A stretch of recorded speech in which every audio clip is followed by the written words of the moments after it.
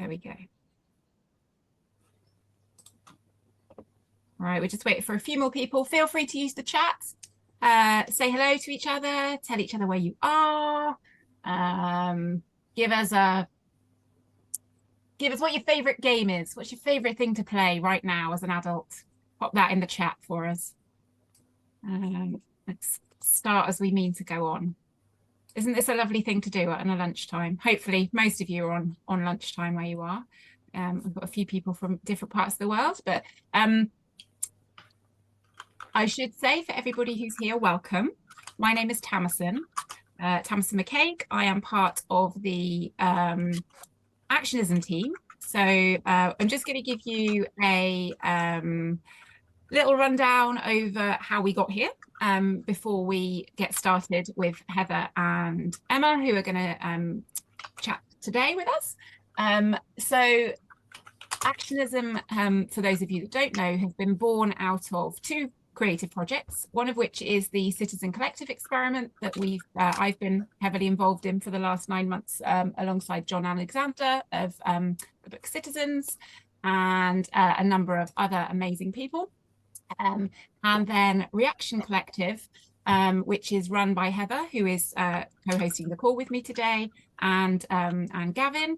And they run a collective of organisations and community groups and individuals who are looking to improve the circular nature of the outdoors industry, because they are both passionate kind of outdoors adventurers. And I never have a call with them where they're not got an amazing backdrop. So I'm very jealous because, as you can see, I am sat in a shed. It's a very hot shed today. So we had discovered over the last couple of months with Citizen Collective that one of our most popular offerings within the collective was doing these spotlight calls. We've done 9 so far, which I can share a link to if anyone hasn't been to them before and wants to watch them. They varied over the 9 months. Some of them have been very like systems based, tool based. Some of them have been about amazing organizations that are like Smart School Council and the CAN team, who are really community based, kind of changing hearts and minds in communities. And we wanted to continue that as part of ACTionism. So it's short. ACTionism, if you're not aware, means we are defining it as finding your people and taking collective action. So it's the idea that we all have agency of some kind. We are definitely stronger when we come together, but sometimes we don't necessarily know where to start. And sometimes we don't know where to find the people. And sometimes we don't know how to inspire ourselves to decide which are the many things that we could do to make our citizen future a reality. We don't necessarily know where to start. So that's where these calls come in. We've obviously got the News Hub, which is our news site, our positive news site, and our newsletter, which again, I'll pop some links to for a moment. So if you've come across this through a LinkedIn post and you have no idea what I'm talking about, I'll put all the background into the chat. But today, we are really happy to be joined by Emma Bearman from Playful Anywhere and Heather Davies, who is my one of the 2 co-founders of ACTionism, and they are going to talk to us about the power of play. And hopefully we're going to have the opportunity later in the call to go out into breakout rooms. I'm going to hand over to Emma and Heather. Hello everybody and welcome. I'm just going to launch straight in. I thought it would be really good, Emma, if you wouldn't mind starting by telling us a little bit about what it is that you do, and perhaps bringing it to life with a couple of examples, because yeah, that's what everyone's here for. So let's dive in at the deep end. Yeah, thanks well, thank you for having me. We met a couple of weeks ago, didn't we, after a LinkedIn post went round, not virally, but so I'm Emma Bearman, and I'm a director of an organisation based in Leeds, but anywhere really, called Playful Anywhere. And our mission, I suppose, comes with a strapline, which is, if we can imagine it, together we can make it.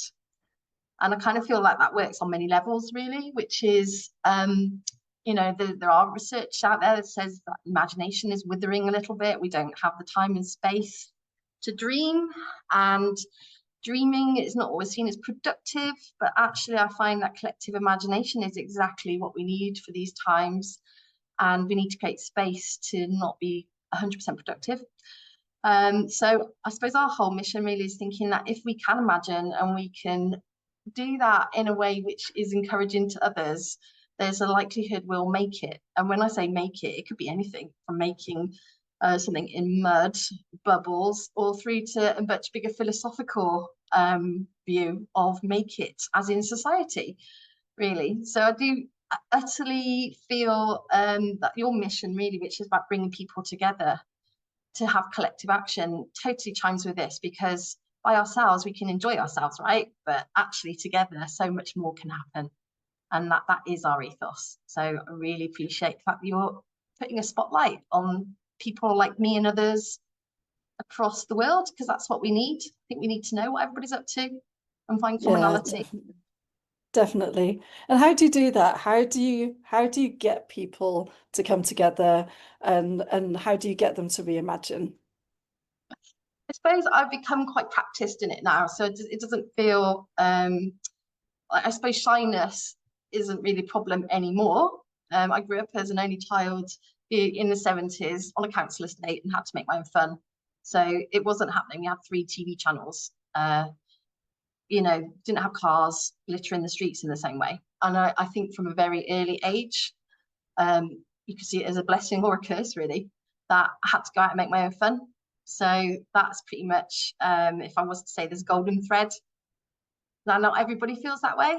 And I think that's kind of where the empathy lies, for the fact that actually there's a lot of challenges that get in our way of feeling that you can go out and make friends or make something out of nothing.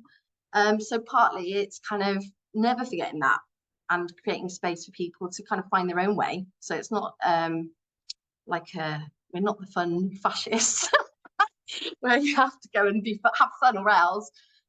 We recognise it shows up in different ways for different people, but actually we can not take life too seriously, whilst life can be very serious. I think you can encourage and enthuse people to do a little bit of what they love. And what does concrete things, because that's a philosophy, I suppose. Yeah, no, definitely. Yeah. So more fun, get people to have more fun. Yeah. And how do you sort of get them to engage with that? So like there are some things that work, so like it's without looking like a slightly bonkers person, you can get the chalks out, you can actually have some things that people can respond to, and they'll recognize though it's not just a magic trick that you're trying to pull. So like chalk is one of those very affordable, beautifully accessible thing that most people will know what a piece of chalk is. And so there's an encouragement even with chalk. And on a deeper level, I suppose your ability to chalk the ground where you live, your commons, it's putting your hand to the earth. There's quite a symbolic act in chalking something as well. So even just laying out chalks, leaving a little prompt, let's say, to take the chalk for a walk, it's very cheap and it's an invitation. So it's like slightly permission giving.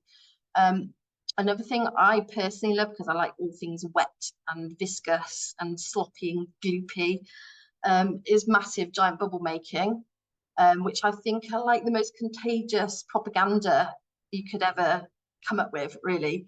In that it's fun to make the mix, and people are always curious about how did you actually make that mix. The information's there on the internet, by the way, everybody, it's not a secret source. And they just waft into the air. No 2 bubbles are the same. So before long, you've got like a crowd of people, if that's your desire to have a crowd of people, but then you hand over the bubble ones. So, it's very quickly, I'm not here to be the show person, you have a go. So very, very quickly, you can see them sort of going up into the air, undulating. And I've not yet met a person who doesn't like a giant bubble. I mean, there may be one. Are you here? Are you a person in this audience, in this group, doesn't like giant bubbles? I need to know. And what happens to people when, for example, you set off this bubble propaganda? What change does that spark in people? I think for all ages, number one. So there's, children will want to run and pop them. immediately they just want to smash into the bubbles, which I find very distressing actually. Like, let it just go into the air. But adults, it's like immediately you're sort of seeing this in a child of like, it is quite transfixing, really, especially if they go really high and a lovely current of air lifts them and they're wafting. It's kind of like almost like participatory, watching, and then you can see people wanting to step forward. So the whole bit about connection, you're just being able to see those that actually feel like compelled to come into the scene and play with the bubbles. So it's an invitation, and it's quite irresistible, really. And you don't have to be good at making bubbles, so there's no skill required in it. It's just and then people show each other, so you can recede and go and get yourself a cup of coffee whilst they're all just getting on with it. So they are perfect propaganda for play. That's brilliant. I love that. And what about Playful Anywhere? So around this idea of play and of bringing people in and helping them explore their imaginative side, you've built a CIC, and organisations recruit you to come and help them with certain projects. What sort of projects are you working on? What are you helping them with? Who are you helping? Yeah, so I suppose with ACTionism, I think is really important to come back to that, because at the heart we are still activists. We do work which is commissioned by housing associations or local authorities, property developers, because that does pay the bills. Plus it gives us the opportunity to influence from within, if that makes sense, especially with those that are much more interested in like place-based change. But while we're there, our actual stewardship, I suppose, is very much building trust with the local population. So sometimes we do get invited in, and it is, a brilliant scenario when we do, by local community organisations. Of course, they need to fundraise because we can't do everything for free, but we try to leave behind the skills and tools and all the knowledge they might need, so they don't need us forever. So for us, the contagiousness of what we do is what we're really trying to enthuse people with. But also along the way, we will work in areas which I think have not been invested in for many decades, if ever. And it's quite often quite a traumatizing built environment. It can be very hostile. You can see the marks of many years of not having money spent on there or not being listened to properly. And I think that work feels like the serious work of play, which is supporting people when they're kind of working out whether or not they want to use their space differently and what that might even look like for them. So it may be so nascent in a way that they don't even know quite what it is that they might want, because they haven't really been necessarily hanging out with each other or identifying as a community. So sometimes this is really, without being presumptuous, you would obviously check your kind of sense that not much is happening at a place, hence why you wouldn't be called in or asked in. But then your first job is to create a trusted space where people can, it's their space, it's not your space. So it's a massive privilege to be asked in the first place. And then from that, you start to hear people's stories and their dreams and desires and their worries. And I guess our first commitment is always with the people that we're hanging out with playing, and how we then broker those conversations if something needs to be addressed in terms of more systemic change. So I don't know if that answered your question, but it's a range from city centres to places off the beaten track that you'd never see or normally pass through or go by. Can I just share your little video? Yeah, I'd love that. That's a good idea. This is what a gypsy and traveller site could look like if it was designed by kids and was all about playing. Our members and residents on Cottony Springs site told us how important it was to make the site a better place for children to grow up. Our kids have fun and have a brilliant imagination, but their environment is dull. So we partnered up with Playful Anywhere, an amazing local creative organisation, to put a shipping container full of fun on site. This was about reclaiming space, coming together as a community and exploring creativity. We ran groups for 4 days and 25 children each day came along. Even the rain didn't stop them coming out and taking part in things they'd never done before, like clay art and outdoor building games. But the party on the last day with ice cream and cake was a wonderful celebration. The whole week made us think about what was possible and explore what we could do next. It felt great to put streamers on the fence and leg warmers on the bollards and shake things up a bit. This is just the start and we'll keep moving forward. Leeds has a bold ambition to be a place where children enjoy living, are valued and can look forward to a bright future. A truly child-friendly city. Too often that's not the case for Gypsy and Traveller kids. But we passionately believe that all Gypsy and Traveller children on sites and camps and houses deserve the best start and deserve to feel included and valued. We'd also like to say thank you to Emma and your amazing team. You were brilliant.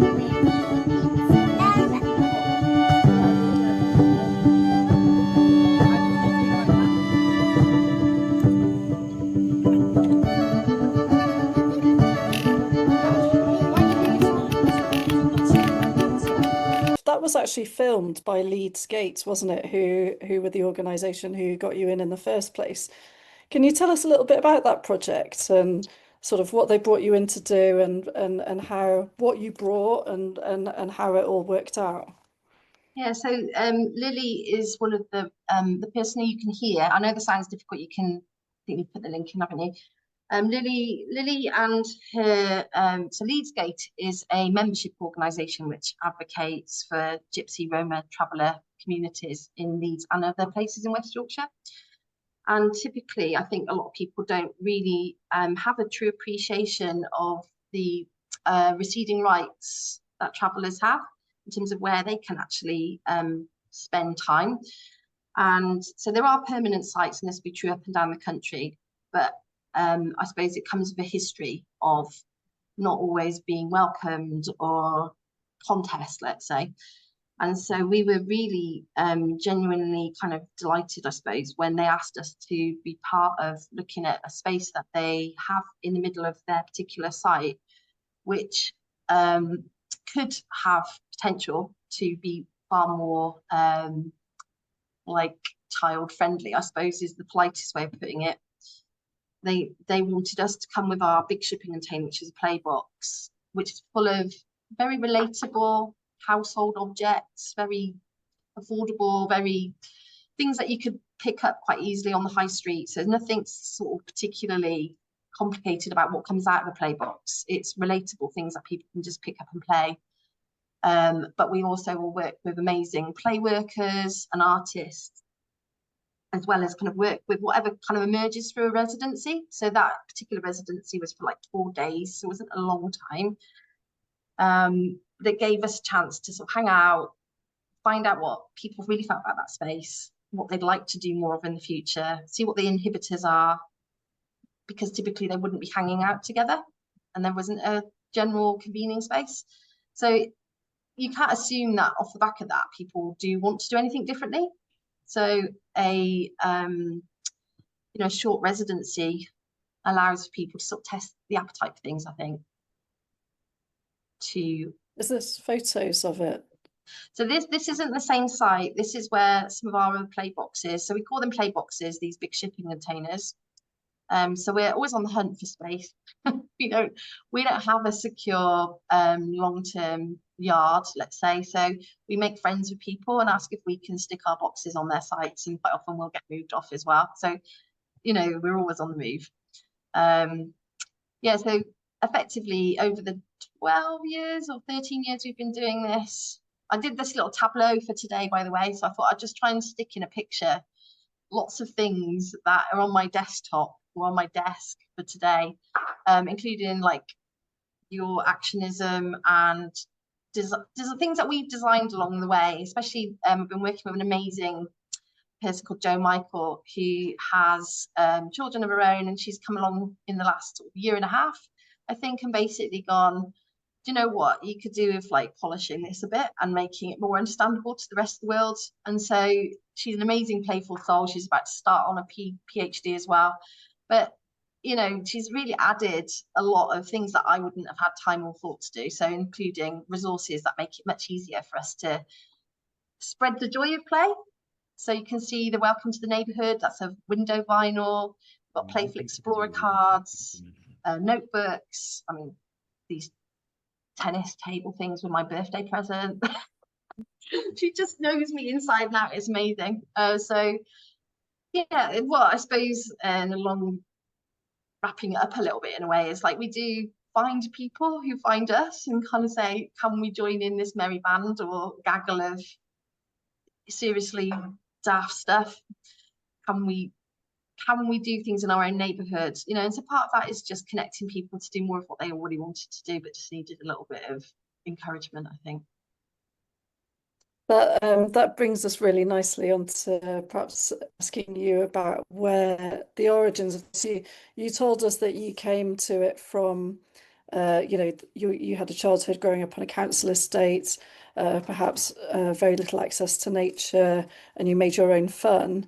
But what was the catalyst, I suppose, that that made you want to set up Playful Anywhere? How did that come about? Was it born of a frustration, or you know, what was the need? What did you identify needed to happen? I mean, so I've always been a bit of a community activist, really. So very, very briefly, in 2004, we did a lot of stuff in our street, which was called Jam at the Back Passage. So there's always been a bit of tongue-in-cheekness going on. So like it's street play, street party.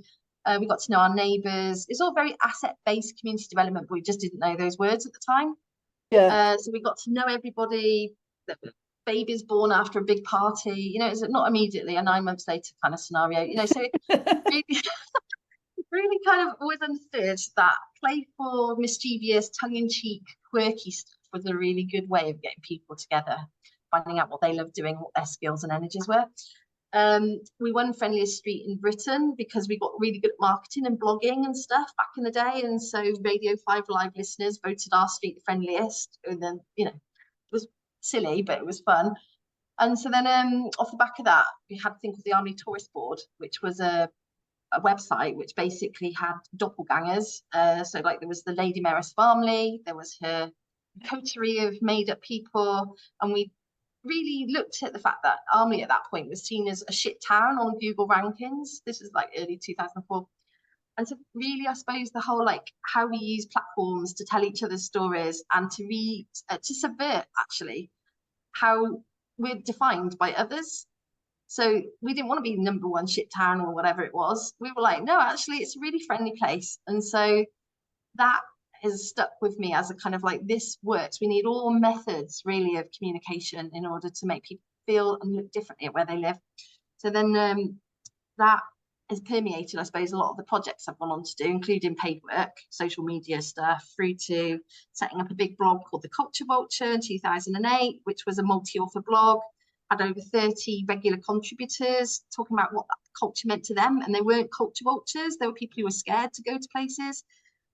So then when my children came along, I had quite a big platform, and I was like, really, this is terrible. Am I the only one thinking that the world isn't built for people who've got children? You know, going into town was a nightmare. Buses would sail past. There were no toilets. So around about the same time in Leeds, an initiative called Child Friendly Leeds was being set up by the local authority. But people were saying to me at that same time, well, actually, what you're talking about is all ages. It's not just about people who've got children. So if you're looking for a place for your child to go to the loo in the middle of town, that equally could apply to someone who needs a radar key because they've got irritable bowel syndrome. And so I was starting to conceive of this thing, which was, how do we have these citizen conversations, but in a way which isn't throwing bricks at each other? Can we be playful in our approach, in our philosophy, in how we look at city development from a citizen-led perspective? So that was the start of Playful Anywhere, or Playful Leeds, because I was like, I think it's not just about delivering play, it's how we go about doing things. So we can talk about things seriously, but we've got to keep some levity and some absurdity and quirkiness in it, because that's what's going to keep bringing people into the fold. I love it. If it's not fun, why would they bother? Yeah, exactly. And it's clearly working, because you turned your neighborhood into this amazing place.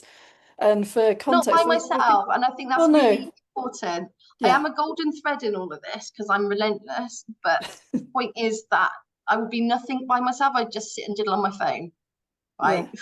So it has to be with everybody else, otherwise I just won't get out of bed. You know, I'm literally that lazy that if there's not someone else around to keep the energy going, it'll just be all or nothing. So I know that about myself now. It has to be a group thing, or at least That's one brilliant. other. Yeah. Yeah, that very much obviously fits with our vision too. But I wanted to give a bit of context. I used to live in Leeds, and when I think of Armley, this was years ago. I left in 2007, and when I think of Armley, like the image of the that comes to mind, and yeah, it's like prison and housing rates. It's not a pretty vision. So it's absolutely incredible that together with your community, you managed to create this like friendly neighborhood and friendly street and things like that. That's really wild. I didn't realize that you'd been involved in all of that. Do you think, can you give people any tips, I suppose? Like, how did you find your people? How did you said I didn't do this alone. And we know and fully believe that if we want true agency, we need to work together collectively. But how did you go about finding those other people? By sticking yourself somewhere. Have any of you seen that YouTube video of the dancer in the festival? He's absolutely wigging out on his own. And there's people sitting down, they're not dancing. He does look like he's off his head. So they kind of use this in leadership theory, don't they, of the guy. And then the second person gets up and a little distance away is dancing too, but they're not together. And at that point, it could go either way. You can still see the crowd are like, not sure. The third person comes along and validates, so it's used in leadership theory all the time. The third person effectively makes it all seem a safe thing to do. So I suppose I've become quite happy to be the person wigging out, really, in the hope I'll find a second and a third. And then I can go and lie down again. There's a theme here, like once I see the crowd of people, I don't need to be in the centre of it. So I'm definitely like a fire starter. So I think what I'm saying there really is sometimes people do need a tiny bit of encouragement if they're teetering on the precipice or the threshold, let's say. Shall I have a go at this? They don't want to put themselves out and feel self-conscious, or not. That's not true of everybody. So obviously you will find the people who have absolutely no problem whatsoever with trying a thing, doing a thing. So the way, I suppose, in the terms of tips, I've talked about bubbles and chalk, Lego, things that people recognise, or space hoppers, music. There's lots of things you can kind of get. Cake. There are things, I call them, they're just things. They're invitations. So in all of our, or kit bag, let's say, we've got our preferred invitations. And I think I try not to be so zealous about this. I don't recognise what it's like to not want to step into the threshold. So a lot of our work, I'll say it's like the theatre of the streets, not street theatre. So it's something to watch. You don't have to participate. You can ignore it, avoid it, go the other direction. Participation isn't having to throw yourself into the field. It's just knowing you can have a choice to. There's an abundance, let's say, of things that you can actually do if you want to, and you can equally scorn it as far as I'm concerned. You don't have to join in, but you at least know something is happening, or you can say, I don't like the way you're doing that thing, I want to do this, or why isn't this thing happening? But what you're doing is sparking a conversation or something for people to have a relation to, good or bad. And especially if they're saying nothing happens around here, which is quite often the case in some places. Is that a tip? I don't know if that's helpful, really. No, that's brilliant. I think that is really helpful. And I think sort of on that idea, I think this idea that someone puts themselves out there and others, they're curious, they might want to join, but they're not quite ready. And I think we have the temptation to think, oh, nobody else feels the way that I feel. But actually, as it turns out, most people feel pretty similarly. So, maybe it, like you say, it just takes someone, or it takes a couple of people just to go, well, do you know what? this is okay, we can do this, and then for other people to yeah, to accept or to feel like they can make that choice in that direction. So yeah, no, I think that's really helpful. Not that I'm going to suggest everybody has a shipping container, but but the fact that you've got this physical thing plonked somewhere that people can side-eye for a little while and go, what is that? Why is that there? So I suppose I'm quite interested in what provokes or sparks curiosity and how consistently it allows people to build up their sense of like, they're compelled to go and find out, or to be where people are. That's a really key part to our mission, really, is to hang out where people are and be really nosy about what they're into. In fact, I spent a whole year making slime one year because that's what everybody wanted to do. Especially the parents wanted it out of their house and not in their house, in our space. So I think if you find this kind of work interesting, or way of being interesting, is trying to gain entry, I suppose, and trust into someone else's world a little bit, and think about what devices might allow you to do that. So it can be a shipping container, it can be chalk, it can be your intent, your intent to show up and be interested. That might be all you ever need, really. Yeah. One thing that I was really interested in as well, you alluded to it when you were talking about the Leeds-Gate project, is that Leeds-Gate wanted to help that community explore what that place or space could be to them. And so by getting them together and getting them to play with things, I feel like there's something, isn't there, in being able to have a conversation when you're alongside someone doing something else. Like, you're not face to face, you're not like in an interview situation, you're not answering a questionnaire and feeling that pressure of giving answers, but you're kind of almost just working alongside someone doing something else, doing some Play-Doh or building some Lego or making some bubbles, and then you can say, oh, wouldn't this be nice? Or what are you doing next week? Or should we organize something here? Or so do you think, is that your experience, that when that it does open up really important conversations? I think so. It's like the disarming nature of side-by-side activities, as you put it, really. So they're kind of, we're ever more aware of neurodiversity as well. So they're kind of like, not everybody wants to sit and make eye contact or speak directly with each other. So there's trying to work out with the spaces we create how people can kind of show up in their own comfort, if that makes sense. So pom-pom making, for example, is a very lovely side-by-side winding activity, which doesn't require a huge amount of skill after you've mastered it. And even mastering it isn't that hard, but nowadays you'll use like these plastic clover pom-pom makers, and they're dead simple, and then someone else can show someone else. Before long, you've got a whole table of people making beautiful pom-poms, and some people can be very immersed in their pom-pom making and not have to speak, and other people might go, oh, I've got the sharp scissors because I'm a bit precious about the sharp scissors. It becomes a bit of a joke in a way, which is like, who's looking after sharp scissors? But whilst that's happening, people are kind of working out as they're winding, do they want to participate in a chat? They can keep their heads down or chat. So we're always looking at those kind of like, what are the things like clay, for example? What allows people to not need us very quickly? How do we stop being not very important because we've got other things to get on and do, let's say, but also that people can show each other their sort of creativity. So clay, again, lots of beautiful stuff in kneading and rolling. So there's kinesthetic, it's primal because it's going back to earth. So, there's a lot of thought, and I should think most people on this call probably put a lot of thought into thinking, how do we make connecting things for people? It's a really good book called Making is Connecting by David Gauntlet, which looks at both physical and digital ways of like bringing connection together, so remixing things in. We don't shy clear of like playing with technology either. We love that equally. So we're not purist about this is the right kind of play and that's the bad play.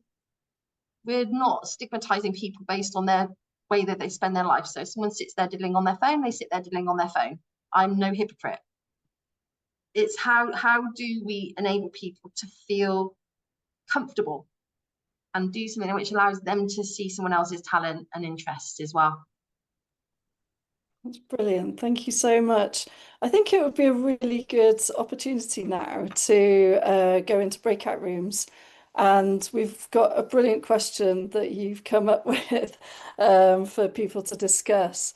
I'll let you introduce it because you'll explain it better than I will. I suppose if any of you have been on any play kind of conversation, you may have been asked this before, so I'm not pretending it's my original question, okay?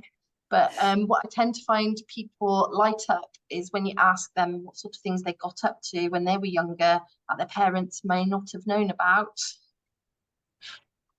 So assuming it's play, obviously. So what sort of childhood play memories do you have? And that's the number one question, really. And do you have any scars related to those days, maybe? They could be physical or emotional. Maybe you don't want to talk about that in your breakup group. But yeah, childhood play, memories of it, and possibly just to leave a little seed in your head of like, how do you think that is different, if at all, from now? What's it like for children growing up now?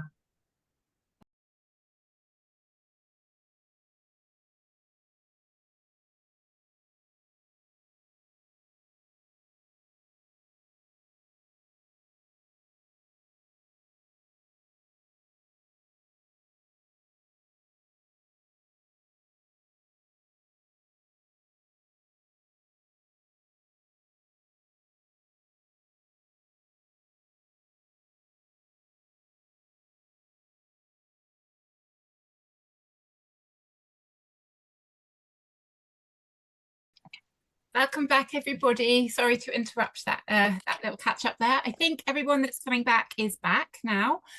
So I'm going to hand back to Heather. Hopefully you all had lovely little chats in your rooms. We always say that we end these calls on time. So we've got about 9 minutes left. So I'm going to hand back to Heather and Emma to finish off and hopefully send us away with some playful inspiration for our rest of our weeks. Yeah, definitely.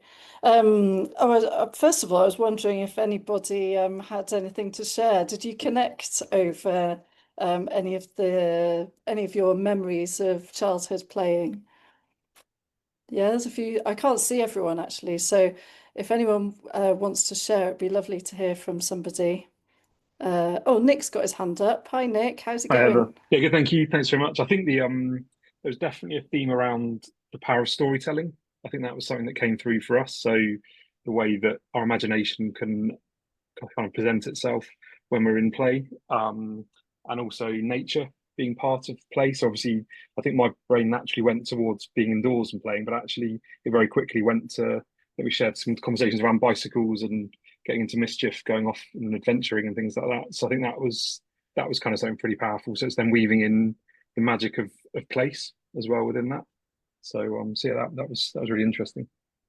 Yes, yeah, I totally agree with that. I think my mind went straight to outdoor play because I suppose that's where my fondest memories were. But maybe that's different for different people. Would anyone else like to share? We had a theme around doing nothing and the right to just do nothing, just hang out with our friends wherever we were and not feel any pressure to be doing a thing. Yeah, that's really nice as well, isn't it? And sort of what would that sort of conjure up for you? Well, again, it was definitely out for me, definitely outdoors, like pretty much all of the time. And about it's freedom, unsupervised, unstructured, doing what we like, just existing in the world. Yeah. Yeah, I think one of the themes that sort of springs out to me is this sort of low barrier of entry to these sorts of activities. So whether it's the bubbles or the sort of simple things that you can do with your hands or a ball game or, as you say, just being. It's the fact that these can be quite low barrier, because these can be completely without barriers to entry, and and it's this that actually leads to great connection. What do you think, Emma? Well, I think it's because we're in this late stage capitalist kind of era, we are quantifying ourselves constantly, aren't we, as human beings of value. So I think play is a resistance to that as well. Like Sarah was saying, is kind of like, what if we aren't productive? What if we do just hang out? Our own brains are constantly telling us to keep busy or do something interesting or put another LinkedIn post up, or, you know, and I think if we can carve time out for ourselves and legitimize other people doing that, I mean, it doesn't matter. Honestly, do what makes you happy. I feel so seen, Emma. Loitering, you know, loiter about. I love loitering with intent. Yeah, fantastic. And you've got quite a lot of ideas about how we can reimagine, for example, places and things like that. And there is a nature connection there as well, isn't there? Just alluding to something that Nick said. And what are your aspirations, I suppose, or what would you like to see? Yeah, so I keep thinking, what does a good outcome of like a playful life well lived look and feel and sound like, you know, apart from hanging around in a hammock, let's say, you know, what gives us affordance to find the nearest tree swing or rope swing or something, you know, den, things that are on our doorsteps. And because I did live for such a long time in an area which didn't have as abundant nature, so Armley was a typical inner city Victorian kind of, you know, industrial ward. I didn't really appreciate whilst living there that I wasn't listening to as much birdsong as when I moved to a suburb, which was plentiful of birdsong, so loud in fact. I'd be sat in the garden thinking, my God, this is deafening. But I hadn't appreciated whilst living in Armley that I was lacking in such cacophonous species of birds. And so it got me thinking really about nature equity and what you mean by nature, really. If like a gravel pit is nature, it's not saying there isn't nature, it's just how accessible or how bisected by roads we might be or cars. So last year, with a group of people, there's over 100 people involved, we put on a festival of play and creativity across the city of Leeds. I think Gateshead are going to do one this year as well, but the idea is anybody could do one. You know, it's a DIY thing. We got a tiny bit of funding in, but we basically said, let's just try and put something on all at the same time during this week in October. So this year we want to do it, or next year in May we want to do it again, but we want to use treehouse as a unifying theme, so people can kind of think about tree houses. What does that even mean? Whether it's tiny fairy door sized Lego through to structural tree houses. But hopefully, we're getting quite late in the day to actually organise this as well. So this is very typical of us, which is like, got this idea, now we've got to get on with it. We really want to maybe do some sort of citizen science kind of mapping a little bit of where's your nearest tree that you love, which has great sticks. If it was down to you and you were going to plant some trees so that you could have hammocks in the future for other people, if they don't exist nearby, where would those trees be? What kind of trees would they be? What are load-bearing trees? You know, so possibly that whole, like, I suppose making nature relatable to people in a way that there's an outcome, but maybe there's an immediate outcome, as in you can find a good den, find a good stick, play hide and seek. But also, who is this tree home to? You know, so when we're talking about tree house, we're thinking of it from a sort of fairly human, adult-centered way. But actually, what is a tree house to? What is a tree house? You know, so it's like unpacking a theme and basically seeing how people respond to it, wherever they are. So we don't know yet, and that's the beauty of play in a way. It's like we're going to put it out there, and maybe we'll have 3 playmates, maybe we'll have more, maybe other cities will go, yeah, we want to do this at the same time. And also, I know I'm very short on time, but we want to do it at a time when the biggest built environment property conference comes into our city, called UK Reef, which is full of property developers and investors and people in sharp suits and shiny shoes. And effectively, we want to say, this is what we mean by a child-friendly, playful city. As you come into our train station, we would really love to, I'm saying it here so that everybody from our local authority hears it, by the way, that we're going to actually manifest whatever version of tree houses that have to last for an entire month in the middle of our city centre, as well as communicate about all the other wonderful tree houses that we know are going to happen. So I suppose part of being playful is prodding the bear. It's committing to something. it's going, we don't know what we're doing with this, but we're going to have a go. So what's the worst that can happen? It's Dr. Pepper. We can put it out there and people can go, we're not taking part, or we might find 3 other playmates who think it's fun, and off we go. Oh, I'm sure it'll be an amazing success. That sounds brilliant. Just before Tamsin wraps us up, we wondered if you could leave us with an action that these lovely people on the call can take away with them today, and perhaps do either later this week or this weekend, something to bring play into their lives. I suppose number 1, there's 2 actions here. One is just be like a detective. Notice in yourself and where you are, what are the signs of play or playfulness? What sort of ignites your curiosity? And are there traces of something that would show you that play is happening or has happened? And when I say play, it can be pretty broad. So it's about noticing, number 1. So just imagine your stomping ground slightly differently now. You've got patch, and what's playing there, or what's tickling your playfulness? That's number 1 before you have to do any acting at all, really. Observation and being curious. And then I think number 2 is, like, quite simply, you can obviously get some chalk and do something which invites other people to do something. So if you did, you know, what happens? What does it catalyze? And, you know, we've got a little take a chalk for a walk, but you don't have to hashtag anything. You just do it, see what happens. And then I suppose I'm always pushing for a third thing, actually. Find a stick. Like, a stick is a marvelous thing. So you may already have sticks in your life. It could be a walking stick, it could be any kind of stick at all, because actually it's a great companion to have a stick, I find. And when I'm feeling a little bit gloomy and life is a bit, it feels like the world is a bit big and I can't eat that elephant, I have a staff which I call my stomping staff, which makes me giggle because I stamp it on the ground like I'm Gandalf, and it just resets my own mood.